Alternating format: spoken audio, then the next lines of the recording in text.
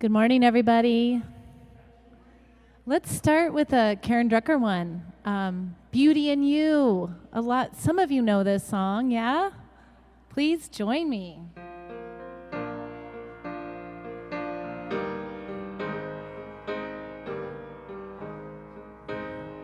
See the beauty. I see the beauty in you.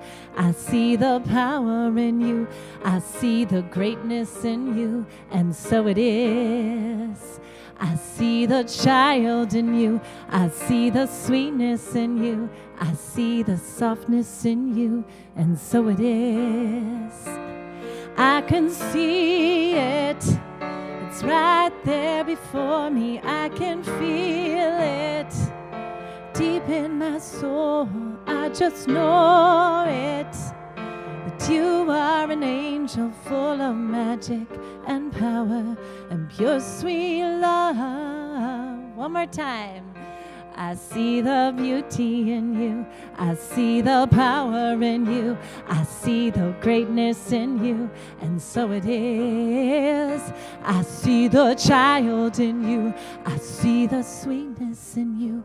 I see the softness in you, and so it is. Yeah, I can see it. It's right there before me. I can feel it.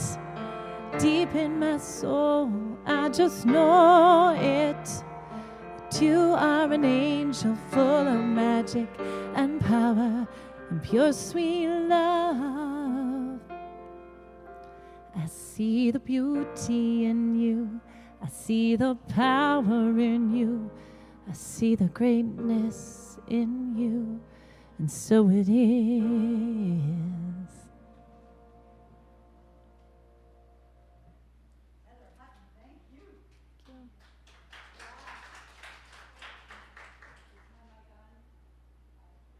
Oh, there you go. Okay.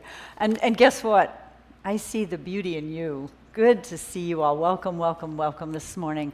I'm Reverend Kimberly Hawkins. I'm co-spiritual director here.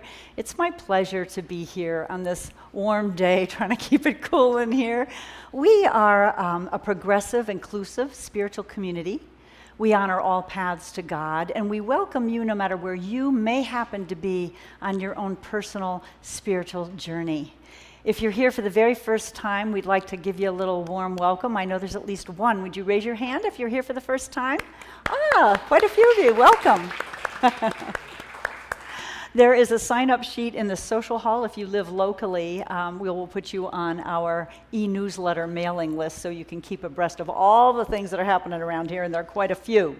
I just want to recognize a few people before we get officially started. Nancy Clay is our practitioner this morning who will be delivering our invocation and reading.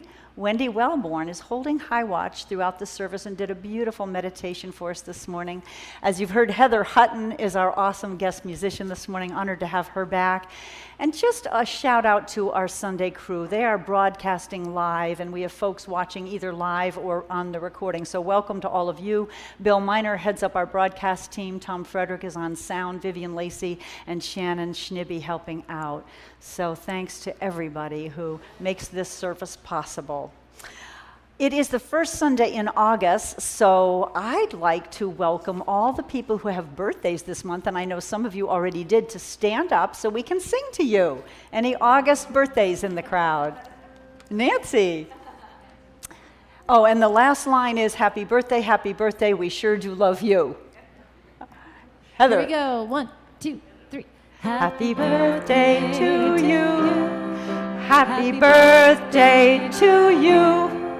Happy birthday,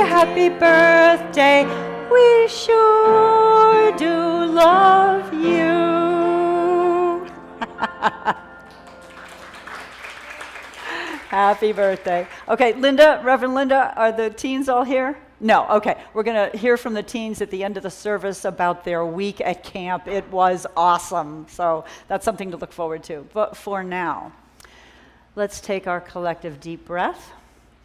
As we go into our invocation and reading, Heather's going to prepare us for that.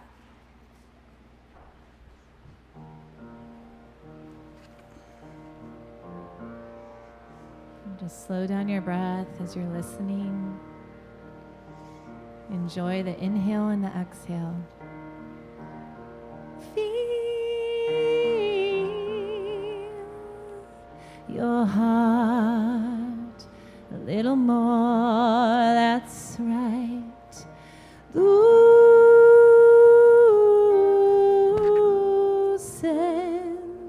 those things that you held a little too tight.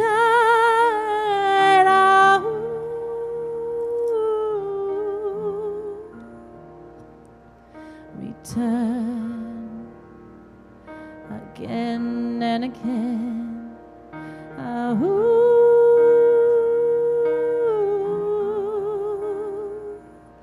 Return again and again. Know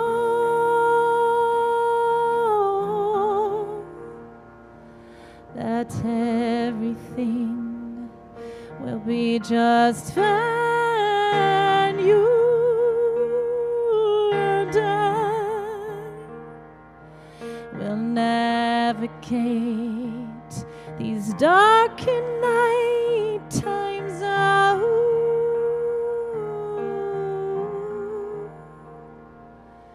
Return again and again.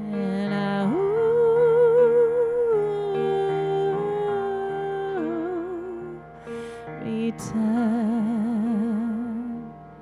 again and again.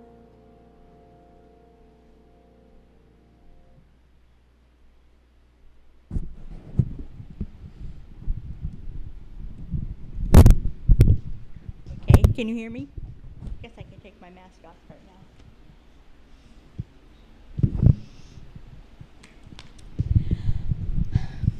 Happy to see everybody this morning. So let's take a couple of breaths and bring ourselves fully present. Leave all the getting here, let it go.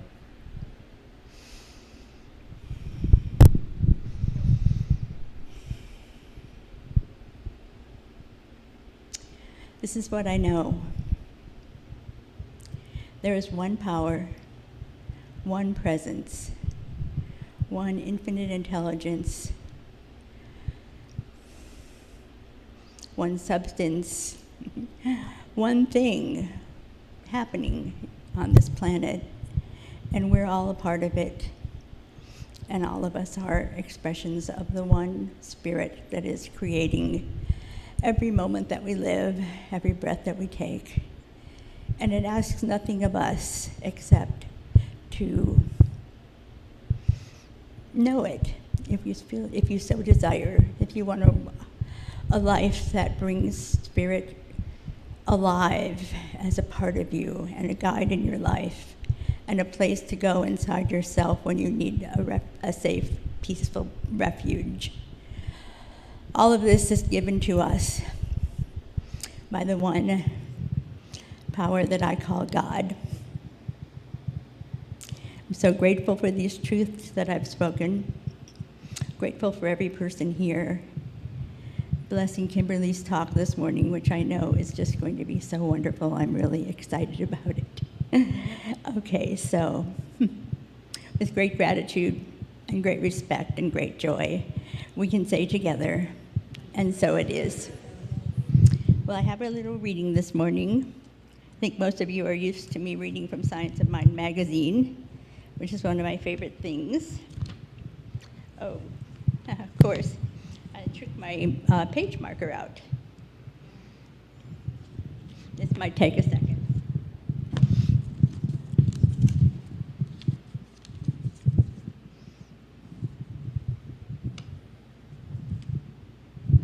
Okay, here it is. The title is Freedom to Know the Truth. I do not fix problems. I fix my thinking. Then problems fix themselves. Louise Hay. The truth alone has the power to let the sunlight of eternal God shine through the shadows of his imprisoned soul and set the captive free to know himself. Ernest Holmes, From Freedom to From Stress. This teaching, this philosophy, this way of life, it isn't for wimps. It's all about knowing yourself, diving deep, and healing what needs to be healed. This teaching takes courage. Courage to step in and step up to the best of who you are and the pure potential lying dormant within you, within all of us. It is not for fence sitters or water testers. If you want to know if something works, you jump in with both feet. Find your faith, trust the big picture, and find the absolute truth of your being. Find the place within you that knows fully and completely you are the beginning and the end of everything you want to be. Know also that at your depth, everything is always going to be okay.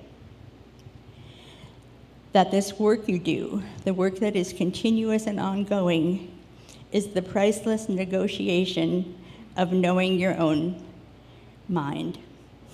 I love that sentence. I'm going to read it again.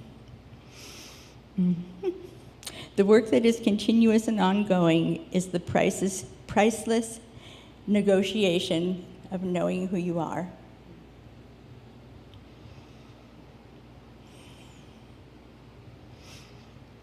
You are the eternal sunlight, the heavenly host of pure radiance, and everything in your path has been put there by grace and by grace alone. What I know to be true is that no matter what is happening in my tiny world, it is nothing compared to the power and presence of the universal source that fully supports my every action and yours.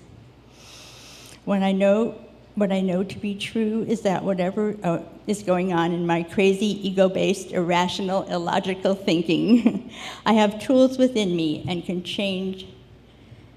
use to change any of it, to change all of it.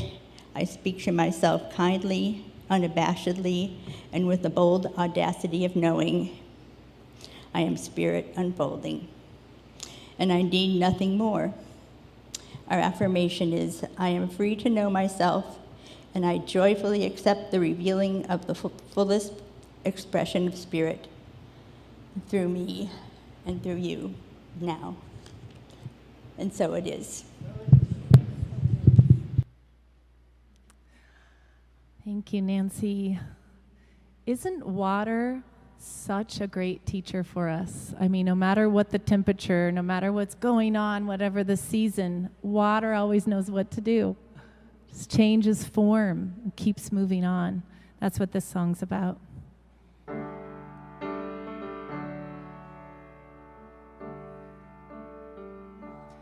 What would water do?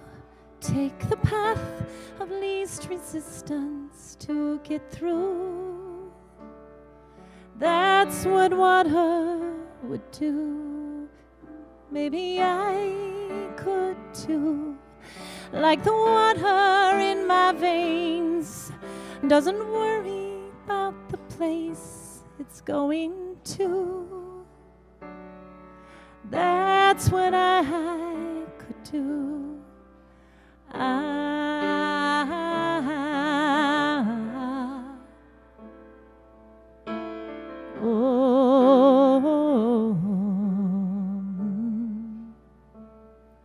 What would water do? Freeze and wait till winter turns to something new. That's what water would do. Maybe I should too. Rest and chant, this too shall pass. We all know that nothing lasts. That's nothing new. That's what I could do.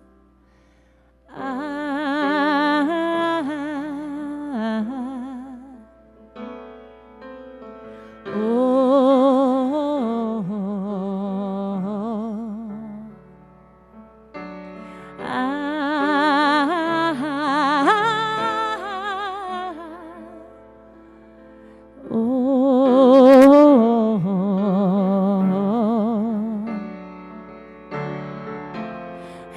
the seasons slowly turn, we learn to bend before we burn. And when the storm she comes, we shake like mad. That's when our roots become all that we have.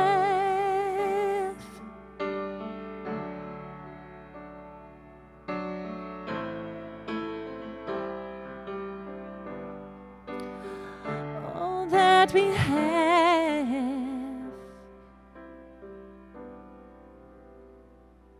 What would water do? Rise up high and disappear when it's too hot, till it's safer to drop. Maybe I could too, pick myself up off the ground and stop waiting to be found. It's all been done. It's all been done.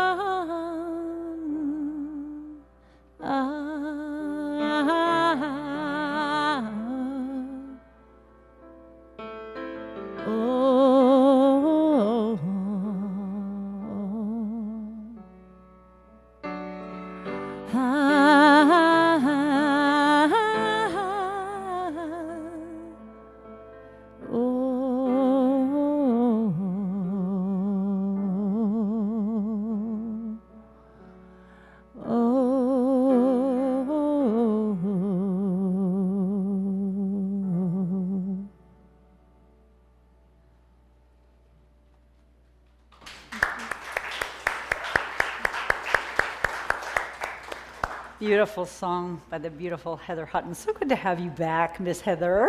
Good to be back. Just tweaking this because it jumped ahead on me and I want to get it back to the start. Here we go.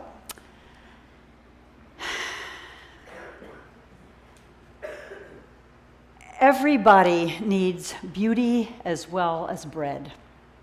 Places to pray in and play in, where nature can heal and give strength to body and soul alike. John Muir. Nature may heal and give strength to body and soul alike. Isn't it true? I think we all intuitively know this. Nature is our theme for the month of August. Our theme for the whole year in Centers for Spiritual Living across the globe is actually living everyday wonder. And this month we're talking about living everyday wonder through and in the natural world. I can't think of a better place to do that. I don't know about you. And it just so happens that I've spent most of the last month living in everyday wonder in nature. I was on vacation for 2 weeks. Yay is right. Came back to the hottest day of the year, predicted 113 here in the Rogue Valley, and took off again for Bandon to the Circles in the Sand last weekend. And that will be the focus of my talk this morning. But I'm hoping you'll indulge me in a little bit of a travel log that's very apropos, because my whole trip was about seeing the beauty in this country. Oh my gosh. So a little background, I had been to all but 4 states as of a month ago, and the 4 states happen to be pretty close by now that I live in the Pacific Northwest. I had not been to Montana, North and South Dakota, and Minnesota.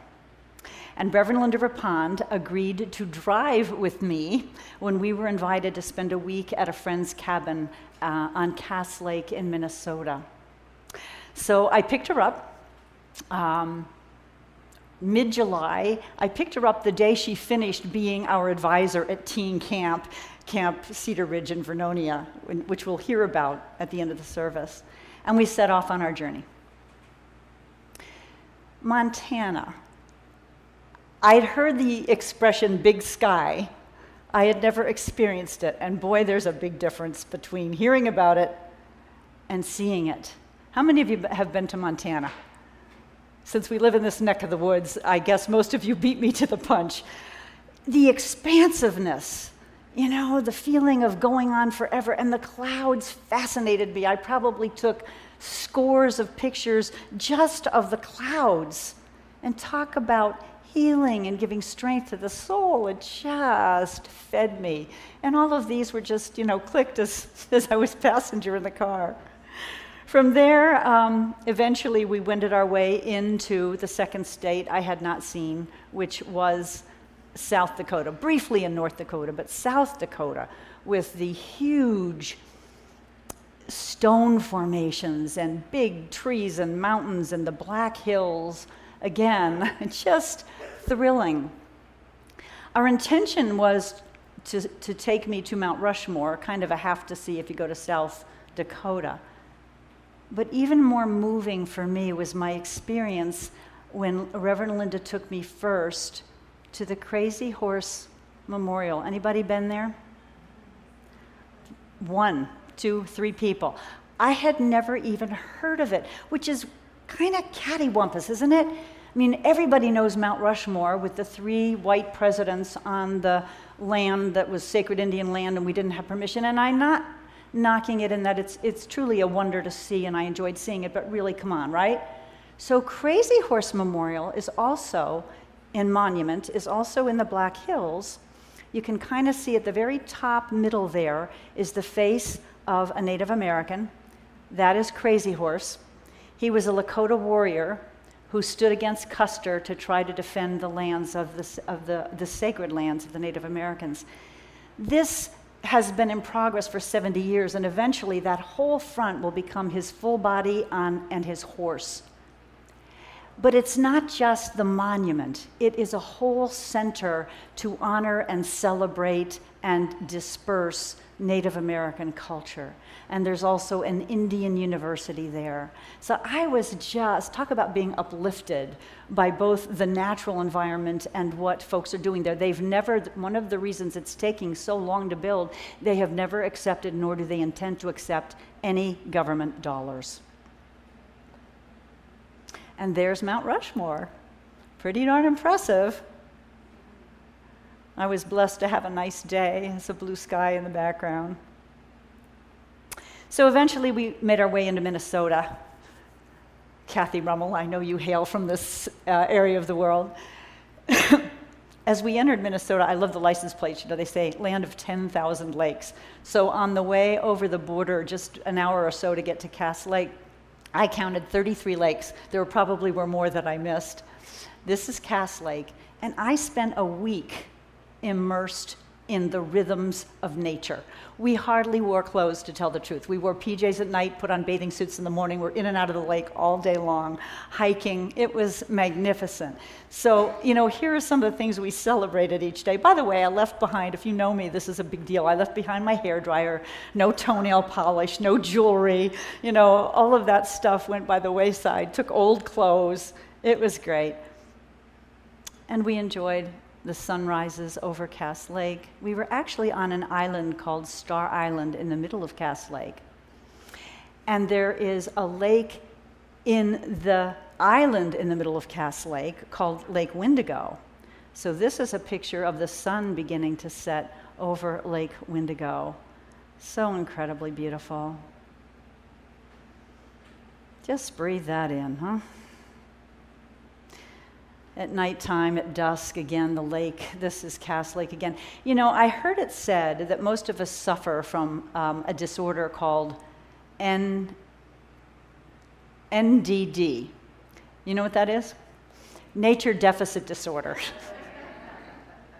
And I'll tell you, I got healed from my nature deficit disorder, and I'm recommending we all do this pronto. One night, I hiked down to the lake. It was a steep incline to get down there, and I'd set my alarm for 1 in the morning because I wanted to see the aurora borealis. That's on my bucket list, and you can see it sometimes, even in Minnesota in the summer.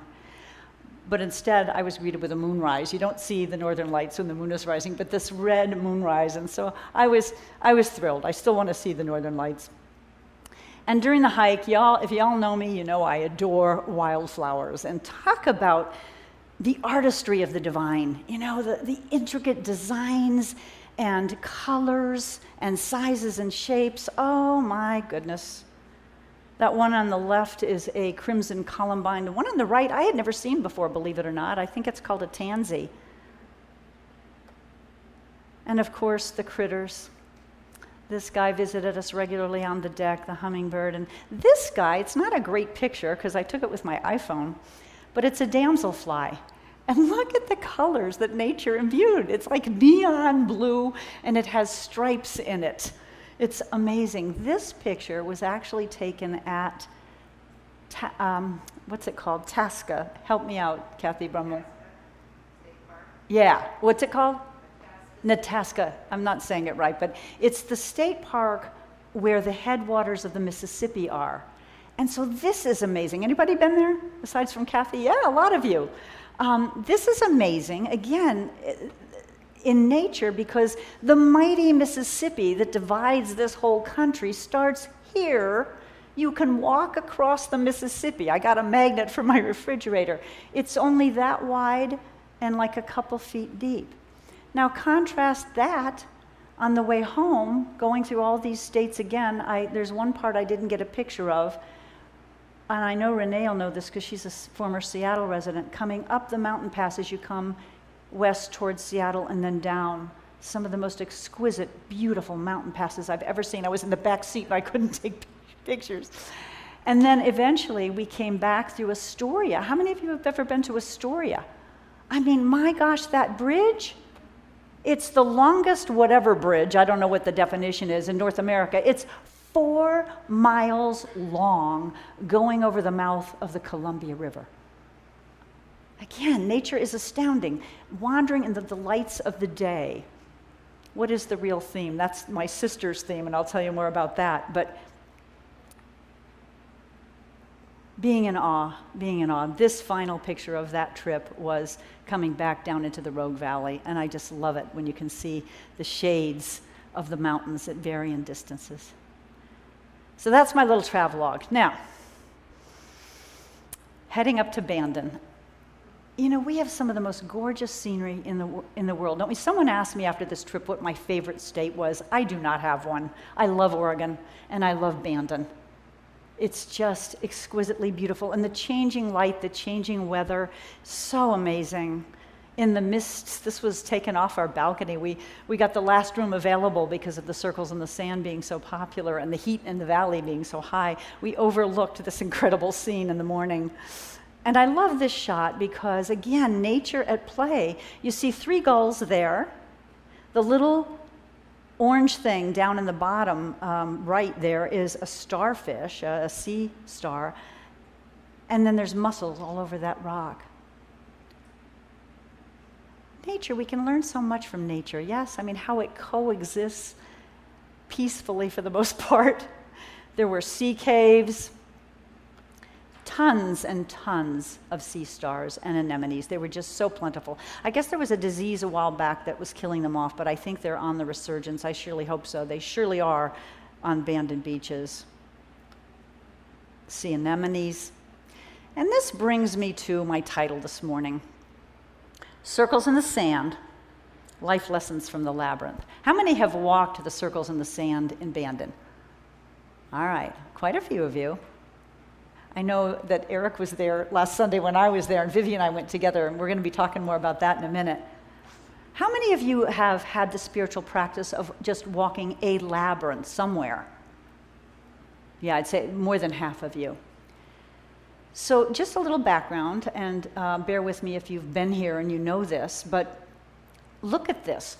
It's not the traditional labyrinth, you know, the one circle like a lot of churches have. There's one at one of the churches in Ashland. There used to be one here at the hospital at Rogue Regional, but I think they destroyed it when they went through the construction. Denny Dyke is the labyrinth artist. First of all, this was the labyrinth that we walked on Saturday. Denny measured it. Denny is the artist. It was a mile to walk through it. That's how big and expansive it is. This happens at Face Rock Beach in Bandon. Here's Denny with his rake. He goes out early in the morning. Denny was licensed as a science of mind practitioner. I believe it was in Covina. And he fell in love with the concept during practitioner studies, the concept of labyrinths. And he happens to be an artist. So this is his gift. Many, many times each summer, depending on the tides, because he has to go out early in the morning when the tide is out, survey the scenery, plan where he's going to do it. He does not draw up a plan. Every day he does it is different. It's just extraordinary. So he draws the broad outline of it, and then he has a team that help him, but also volunteer groomers. And what they're doing is roughing up the sand, all the dark spots you see, to make it, one, more beautiful, and two, make the path very visible. You also see all kinds of artwork incorporated. I didn't focus so much on getting pictures of the artwork this time. I've been there before, but there's designs and shells and rocks and seaweed and all kinds of stuff. On the left there is me grooming. This is the second time I've done it, having my happy face on. On the right is Denny, hand over heart, doing a little spiel before he opens the labyrinth to the walkers. And one of the things he's saying is his mission is to show love, share love, and be love. He advises everybody there to use the word love at least 15 times, and I'm going to challenge us to do that today. At least 15 times today, speak the word love aloud. And he always says you get extra points if you say I love you to someone. There is a man, I think it's the man on the left there, from Fish and Wildlife, who always cautions people to enjoy nature. You can touch the sea stars, it doesn't hurt them, and they're soft, which surprised me the first time I did it, because the dried up ones are hard, but you are not to take them off their habitat. If you get close enough to wildlife that they move, you're too close. But the other thing Denny says as we prepare to walk the labyrinth is there are no dead ends and no wrong turns. I love that because I think that that is true of life, right? There are no dead ends. It can feel like a dead end when we lose a beloved person or pet in our life, when we lose a job, when we lose some of our physical mobility or our health. It can feel like a dead end, but as we know the saying goes, when God closes one door, she opens another. She opens at least a window. And how many times in our own lives have we experienced a loss that felt like a dead end that turned out to be a blessing? So many times, right? No wrong turns. That's a biggie, isn't it? Because we beat ourselves up sometimes because we think we made a mistake and did something we shouldn't have or didn't do something we should. The Course in Miracles teaches us that obstacles, when we feel like there's an obstacle in our path, obstacles are really detours in the right direction. I love that.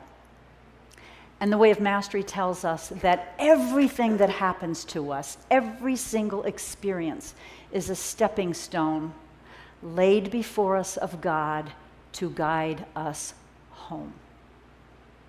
I love that. And I think if we can live with that kind of trust, that kind of faith, things go a lot more smoothly. I'm going to show you a few more pictures and then a couple more lessons that I gathered from my walk on the labyrinth.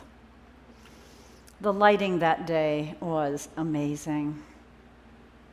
I'm looking at this lone figure. They're not really in the labyrinth, so let me come to another slide here. Though there's another wide shot. That was the second day when it was really, the weather was different. It was really Sunday. Eric knows it was very cloudy. So the thing about the labyrinth, of course, is that it is a meditation. And you're in this environment where all the senses are fed. You've got the breeze from the ocean and the noise from the gulls and the noise from the waves and the salt air and the beauty. And yet, you have to kind of focus and be very present step by step as you go along the path. John Muir said, I went out for a walk and concluded that I would stay out. I only went out for a walk and concluded I would stay out till sundown, and discovered that going out was really going in. Going out was really going in. So as people stepped along the labyrinth, I got to tell you, last year when I went up with Reverend Linda. By the way, the picture in the middle, the blue and red jacket and the dog, that's my sister, Kristen Hawkins, retired minister from Namaste CSL, and her wife, Deborah, and their dog, Trevor. They met us up there. Where was I headed before I did that? Let's see. Yeah, it is a meditation. And the rough spots, here's another lesson from the labyrinth. The rough spots, the dark spots there, help you see clearly the path ahead. And I think that's true of life as well. The dark times, the rough times, help illuminate for us. If we make a mistake, hopefully we learn from it and we choose another path. The path ahead becomes clear, right? So many of us have had challenges, but it's like what Abraham Hicks says, the channeled work of Abraham Hicks, that contrast helps us appreciate what it is we want. So we honor the rough spots. We honor the dark times, even though they may not be fun. The other thing about, this is Vivian walking, and I love this. People reported, as you get on the labyrinth, and I know what I was going to say, it just came to me again, so let me go there and then I'll come back to the slide. Last year when I was up there with Reverend Linda, what she likes to do is sit at the end. Now you come in the labyrinth, right adjacent to the place you leave it. She used to like, after we walked, to sit at the end and watch people's faces as they came out. Some people probably had never walked a labyrinth before, and she said sometimes the expression was, wow, what just happened to me? You know, it's magical. So a lot of times emotions come up, you know, as we go inward. We're hit by memories and the beauty of both the present and perhaps the past. It's a way of being fully here, though, because you're walking on the sand. Some people did it barefoot. So in case you missed it and have never been, there's a website, Sandy Path in Bandon, or if you just Google Circles in the Sand, you'll find the schedule. It is so, so well worth it. So this idea of coming home, too.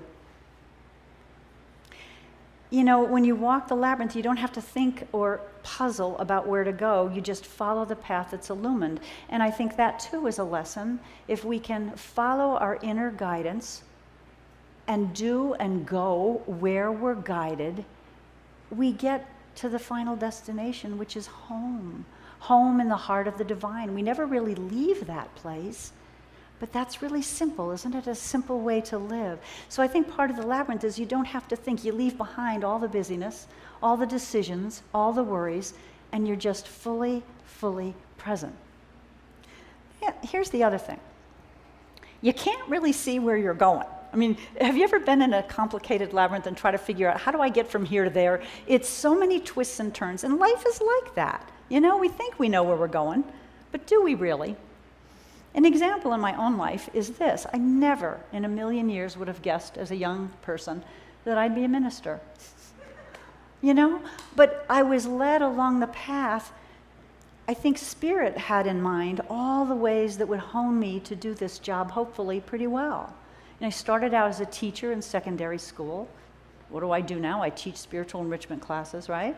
I got a master's in counseling and spent a lot of years doing therapy and doing coaching.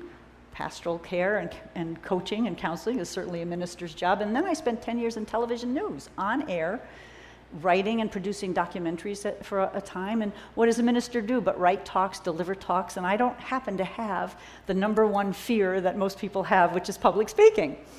And so in the end, when I discovered New Thought and Science of Mind and was so drawn to it, I was so very well prepared. Little did I know. Couldn't see ahead. Just kept following the path as it unfolded, kept following guidance, and this is what happened. Same thing with the labyrinth. This is some of the artwork, just the hearts. I didn't get the more elaborate stuff. You can see face rock in the distance. It's very shrouded. And that's it, circles in the sand. Now, I'm not quite finished with my talk, because there's another thing that happened this week, which was really, really interesting. I'm just taking a quick peep here.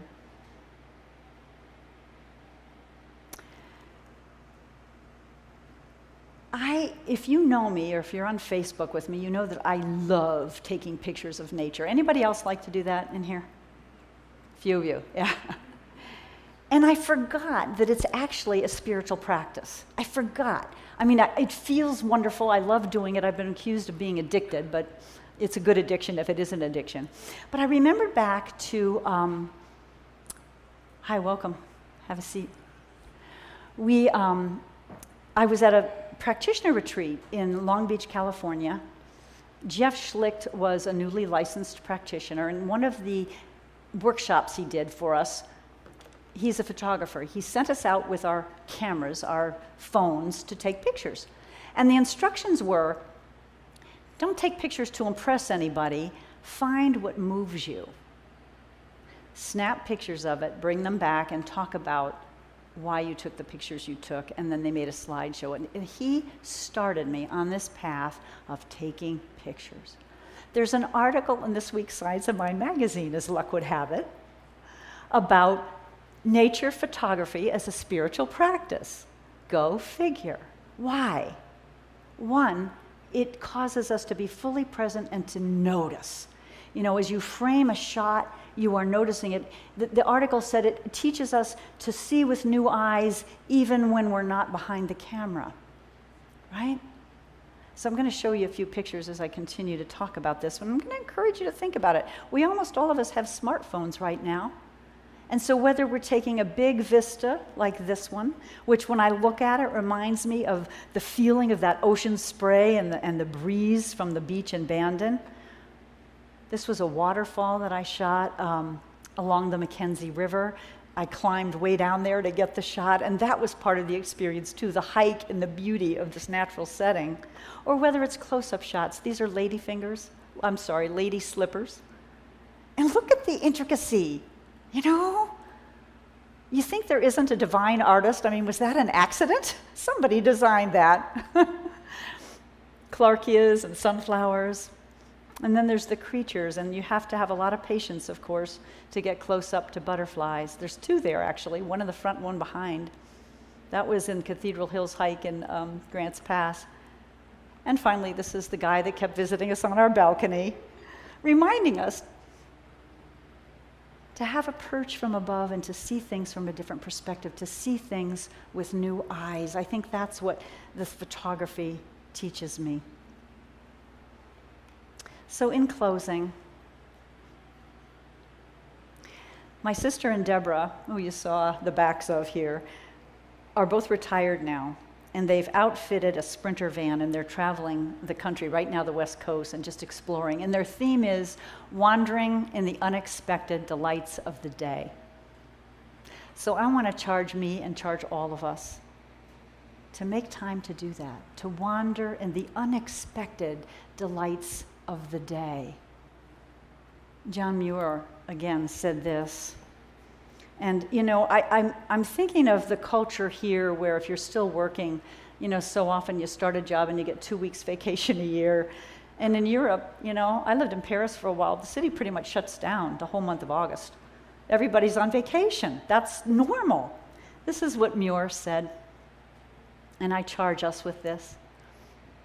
Wander a whole summer if you can. Thousands of God's blessings will search you and soak you as if you were a sponge. And the big days will go by uncounted. If your business tangled and so burdened by duty that only weeks can be got, give a month at least. Give a month at least. The time will not be taken from the sum of life. Instead of shortening, it will indefinitely lengthen it and make you truly immortal. I don't know that it makes you immortal. We are immortal, but it makes us realize that we are immortal. And I got to tell you, that week on Cass Lake, I didn't count the days. I didn't know what day it was. I didn't know what time it was. It did not matter. Give yourself time to wander in the unexpected delights of the day. Let's go into prayer. How blessed we are. How very, very blessed we are.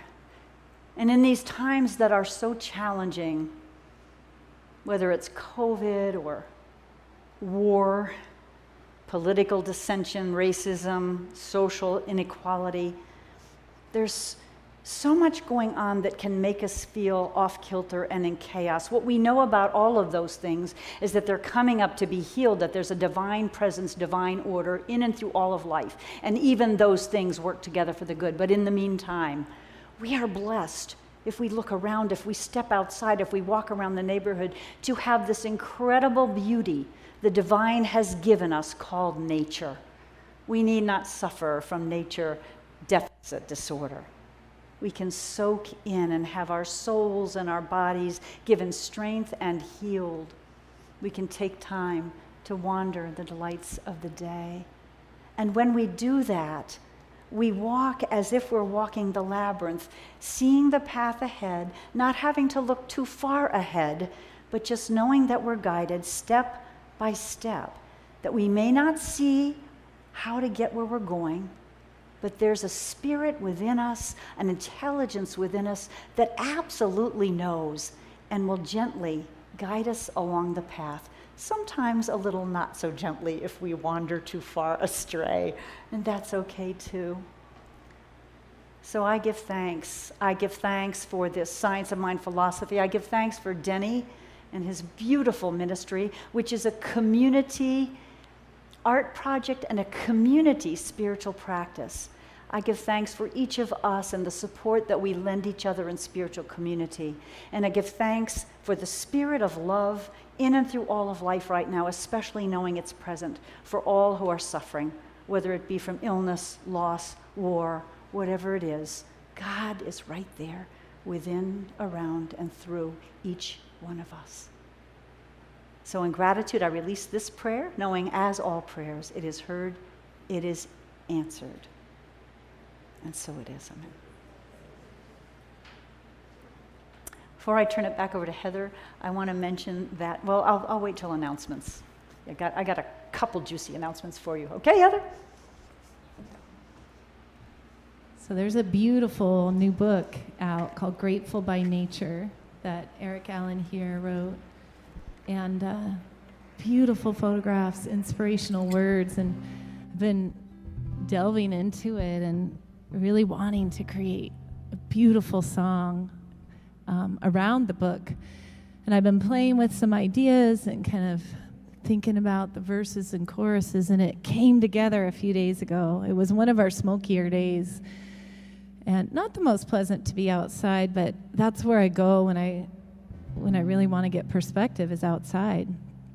And so it was this smoky day, and I sat down, okay, I want it to come together, and a bird sang. And after that bird sang, it's kind of like, can I have an amen? Can I have an amen? And the choir sings, the birds literally, right? And it all came together. And so this is Softened by Our Grace, and you're going to hear that bird in this song too.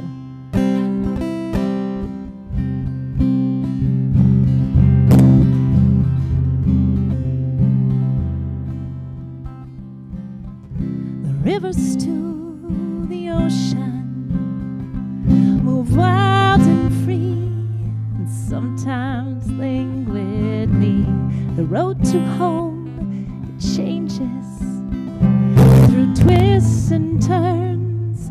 We somehow find our way. We find our way. And on a smoke-filled day, the birds still sing after the darkest night, the dawn. So hold on, just hold on.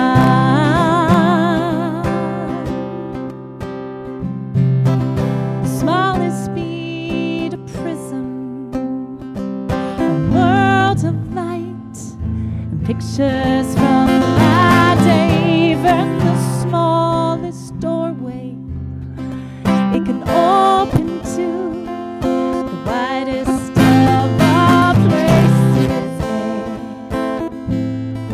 Widest of all places, hey. And on the roughest day, those birds still sing, and the longest night, So hold on. Just gotta hold on. Just hold on. My mother built a refuge, and this heart and home are also building me. We're all master gardeners, and what roots and grows depends on what we feed. What do we need? Let's just see. And on this hope-filled day, those birds still sing after the darkest night will dawn. So hold on, just hold on, just hold on.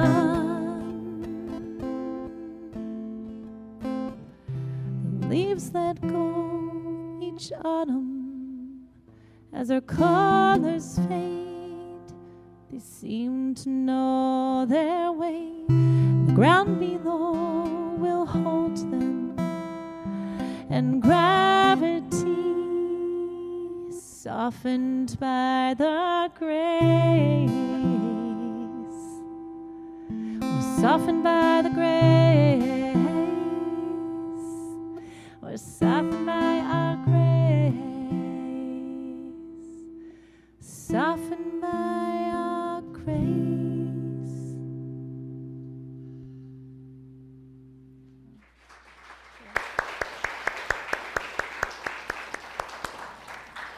I think we are softened by your grace, Miss Heather Hutton. Thank you so much.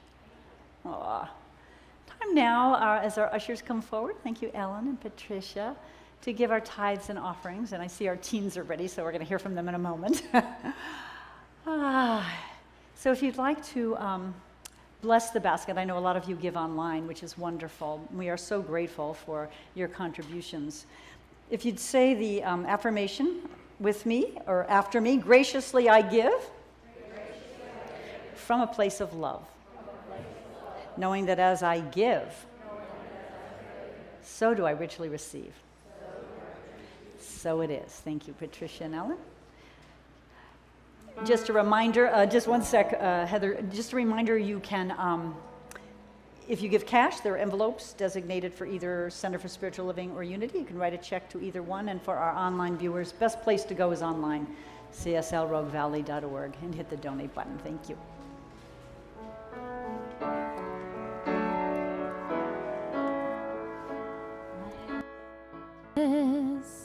I am so blessed.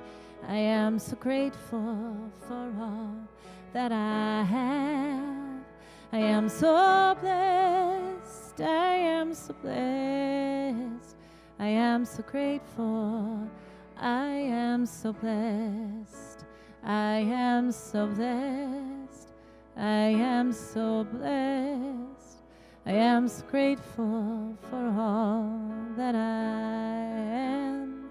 I am so blessed. I am so blessed. I am so grateful. I am so blessed. I am so grateful. I am so blessed. All right, you guys, come on up, teens. I'm smiling because they're back there dancing. I wish you could have seen it.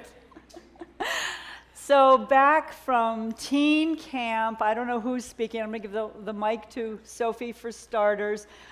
We want to know what it was like. Well, is that on, Tom?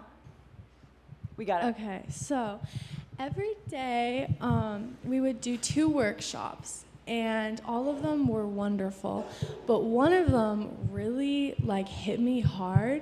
It was about setting boundaries, and I'd never been good at that. So when we did that, it really hit me hard, and I learned how to just set boundaries with my peers. and just tell my friends how I feel about when they hurt me or like anything. And I've done that actually since then, and it's freeing. I'm really grateful that I got the chance to like work on that with a group that was very kind and accepting. Awesome. So, Anna. Okay, first off, I'm going to start off with the morning. We got up nice and early at 6:30 every morning. It was so great. And, and then they keep us up between 11 and 1 and go to bed. Such a great sleep schedule.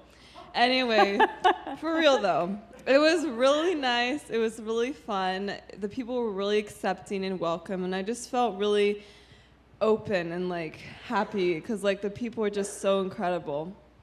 And I'm really glad that I got to go and experience that, and I made amazing connections with people.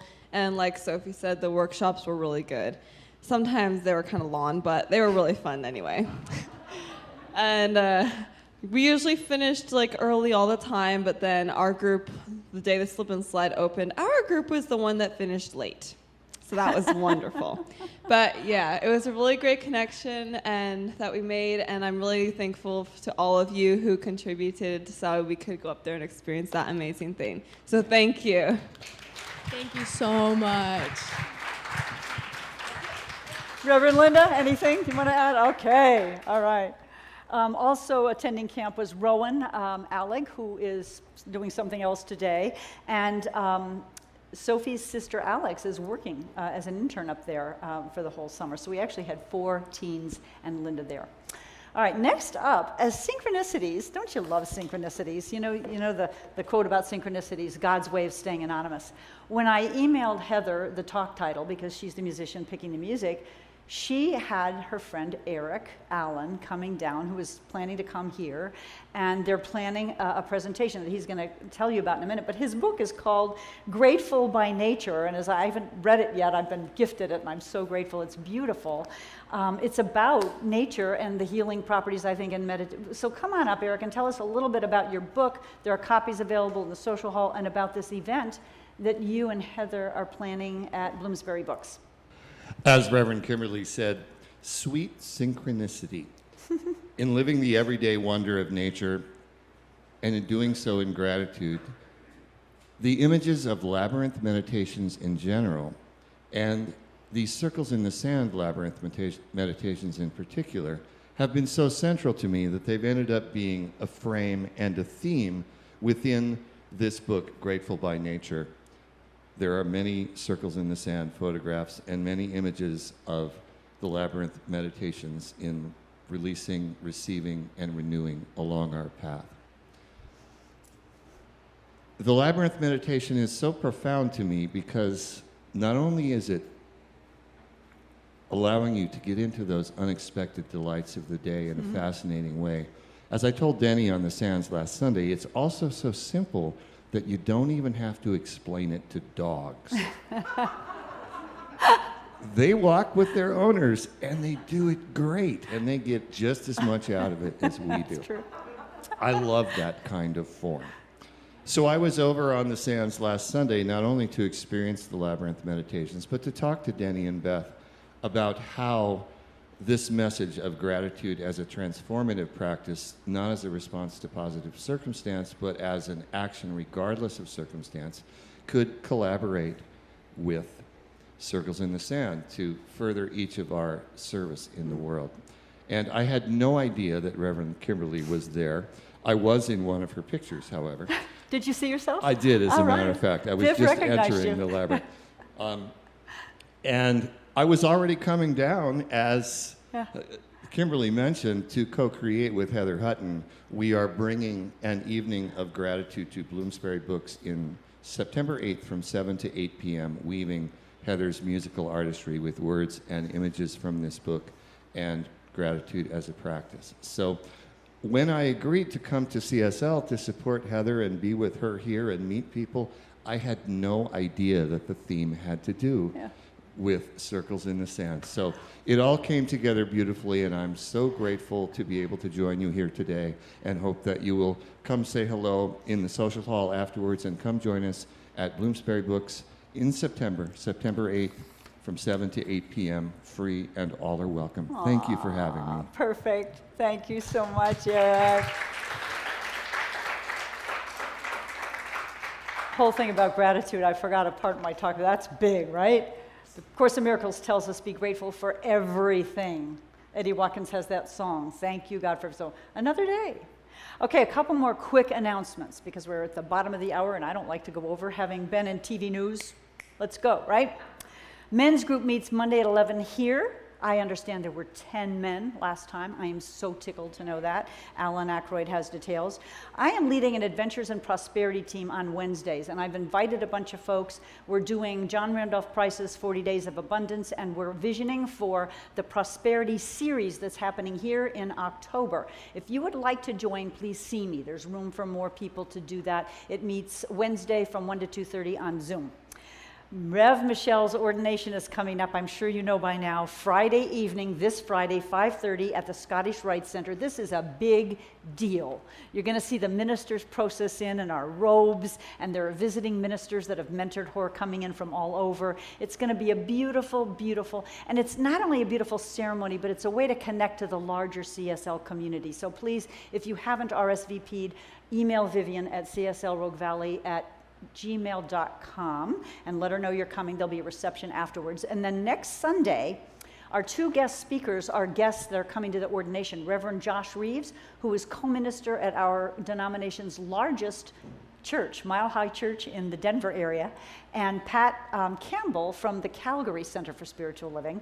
And as part of that service, we'll have the official installation of Reverend Michelle as our co-spiritual director. So again, there's some pomp and circumstance attached to that. We're having next Sunday after the service, Larissa, who will be our guest visiting musician, Jen loves her, will be doing a workshop as well. And there's a flyer in the social hall. It's called the Weevolution. It sounds quite fascinating, so you can sign up in the social hall or read more about it in the social hall. On Saturday, August 27th, Michelle will be doing a Healing the Shadow workshop, very important work.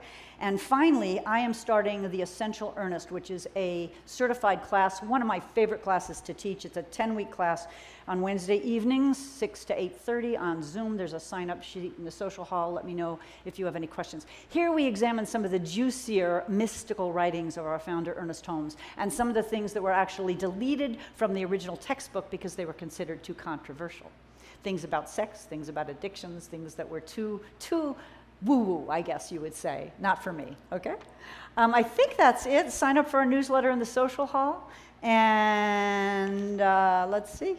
The prayer box is in the back. If you would like prayer, please fill out a request. Our practitioners and ministers will pray all week for you or for whomever you request prayer.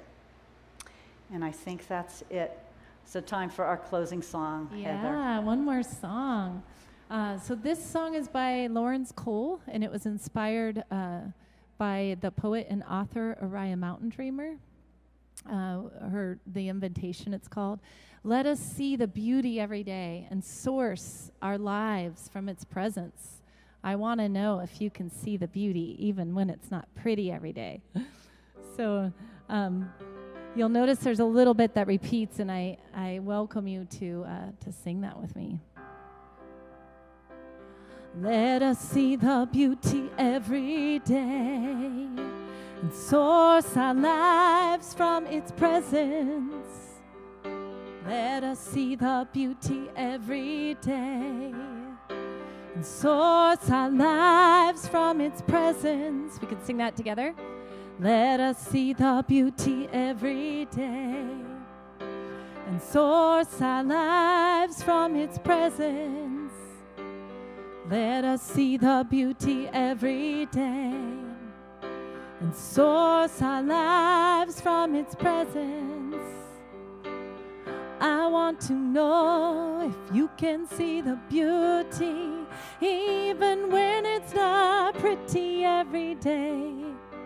I want to know if you can see the beauty and source your life from its presence.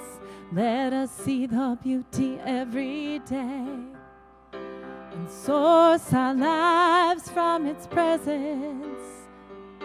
Let us see the beauty every day and source our lives from its presence. Let us see the beauty. Let us see the beauty every day. Repeat that with me. Let us see the beauty every day. Let us see the beauty every day. One more. Let us see the beauty every day. Prayer, our practitioners will be available up front, and they'd be glad to sit with you and do what we call a 5-minute miracle. And I'm going to read you a benediction and let you go. This is from William Sloane Coffin. May God give you the grace never to sell yourself short, grace to risk something big for something good, grace to remember that the world is too dangerous for anything but truth and too small for anything but love. Go in peace, my friends.